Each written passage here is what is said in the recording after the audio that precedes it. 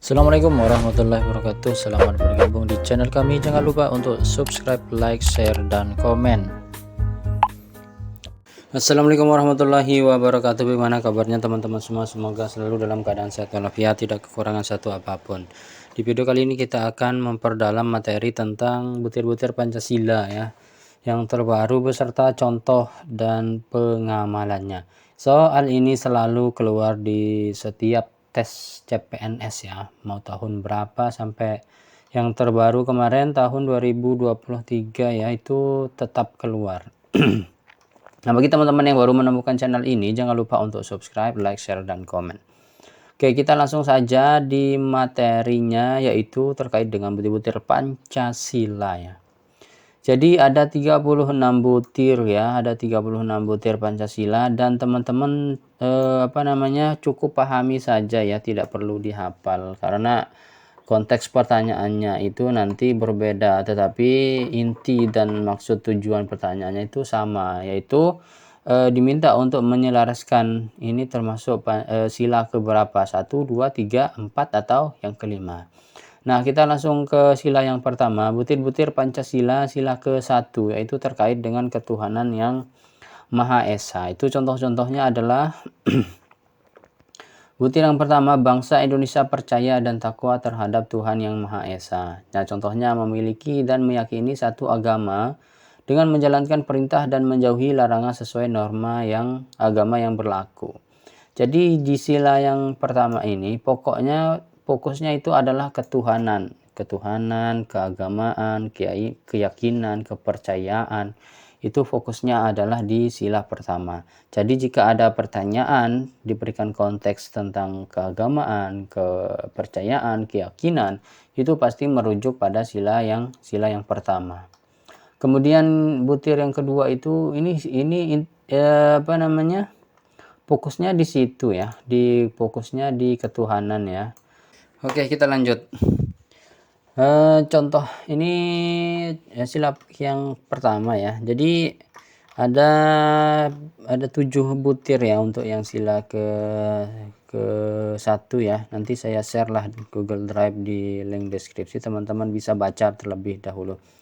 Teman-teman, intinya untuk yang sila pertama itu semuanya tentang keagamaan, ketuhanan, kepercayaan. Itu nggak usah dibolak-balik lagi.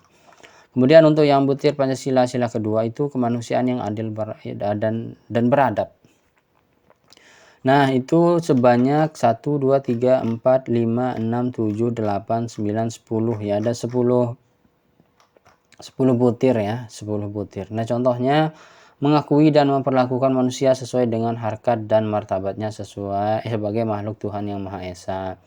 Contohnya tidak boleh berwenang-wenang, kurang bermartabat terhadap sesama sebab manusia mempunyai hak asasi yang sama. Jadi di kemanusiaan ini kita harus menerapkan sifat humanis ya, memperlakukan manusia sesuai dengan harkat dan martabatnya.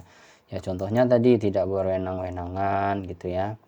Kemudian mengakui persamaan derajat, persamaan hak dan kewajiban asasi setiap manusia tanpa membedakan suku, keturunan, agama, kepercayaan, jenis kelamin, kedudukan sosial, warna kulit, dan sebagainya. Ini masuk ke dalam sila yang kedua. Kemudian mengembangkan sikap saling mencintai. Pokoknya sila kedua ini kemanusiaan, udah tentang kehumanisan. Kita harus saling menghargai sesama manusia. Mengembangkan sikap saling tenggang rasa, kemudian mengembangkan sikap tidak semena-mena terhadap orang lain, menjunjung nilai-nilai kemanusiaan, gemar melakukan kegiatan kemanusiaan, kemudian berani membela kebenaran dan keadilan. Kemudian bangsa Indonesia merasa dirinya sebagai bagian dari seluruh umat manusia. Ini kan sifat-sifat humanis ya. Kemudian mengembangkan sikap hormat menghormati dan bekerja sama dengan bangsa lain. Nah, ini manusia merupakan makhluk sosial. Jadi manusia tidak dapat hidup sendiri, perlu adanya saling membantu satu sama lain.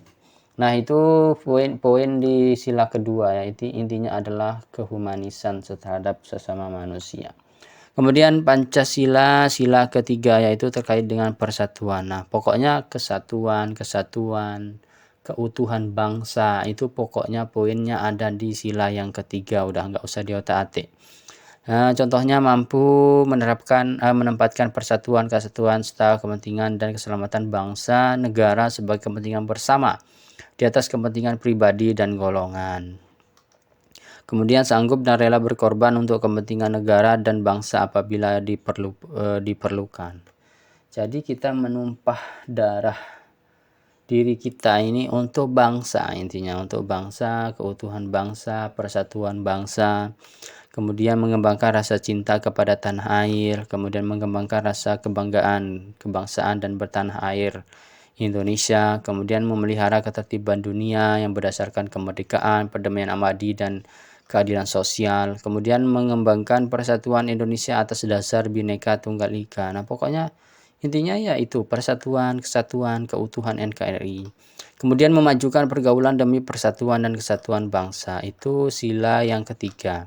Untuk sila yang keempat itu ya, kerakyatan dipimpin oleh hikmat kebijaksanaan dalam permusyawaratan perwakilan. Contohnya di butir pertama, sebagai warga negara dan warga masyarakat, setiap manusia Indonesia mempunyai kedudukan, hak dan kewajiban yang sama. Setiap manusia mempunyai hak dan kewajiban sama memperoleh pendidikan. Jadi kita tidak bisa dibedakan ya, kita sama-sama mempunyai hak dan kewajiban yang sama. Contohnya itu mendapatkan pendidikan ataupun sama-sama di mata hukum, itu kerakyatan ya, merakyat. Tidak boleh memaksakan kehendak kepada orang lain, kemudian mengutamakan musyawarah dalam mengambil keputusan untuk kepentingan bersama. Kemudian musyawarah untuk mencapai mufakat diliputi oleh semangat kekeluargaan. Kemudian menghormati dan menjunjung tinggi setiap keputusan yang dicapai sebagai hasil musyawarah. Kemudian dengan itikat baik dan rasa tanggung jawab menerima dan melaksanakan hasil keputusan musyawarah. Kemudian di dalam musyawarah ditamakan kepentingan bersama di atas kepentingan pribadi dan golongan. Kemudian musyawarah dilakukan dengan akal sehat sesuai dengan hati nurani yang luhur. Kemudian keputusan diambil harus dapat dipertanggungjawabkan secara moral kepada Tuhan Yang Maha Esa, menjunjung tinggi harkat dan martabat Indonesia, dan nilai kebenaran dan keadilan, mengutamakan persatuan dan kesatuan demi kepentingan Indonesia. Kemudian memberikan kepercayaan kepada wakil-wakil yang dipercayai untuk melaksanakan permusyawaratan. Nah, ini adalah butir-butir pengamalan sila yang keempat. Kemudian sila yang terakhir yaitu sila kelima, keadilan sosial bagi seluruh rakyat Indonesia. Nah, apa saja butirnya? Yang pertama itu mengembangkan perbuatan luhur, mencerminkan sikap dan suasana kekeluargaan dan kegotong royongan. Wajib hukumnya saling menghormati terhadap sesama manusia untuk tercapainya sikap kekeluargaan. Kemudian mengembangkan sikap adil terhadap sesama. Kita tidak boleh semena-mena ya. Kemudian contohnya dalam kehidupan perlu hidup adil terhadap manusia. Contoh yang sering kita lihat perlakuan terhadap hukum kejahatan dengan koruptor. Nah, ini kan tidak sama ya. Kemudian menjaga keseimbangan antara hak dan kewajiban, kemudian menghormati hak orang lain, kemudian suka memberi pertolongan, ini jelas ya, tidak menggunakan hak milik untuk usaha-usaha yang bersifat pemerasan terhadap orang lain.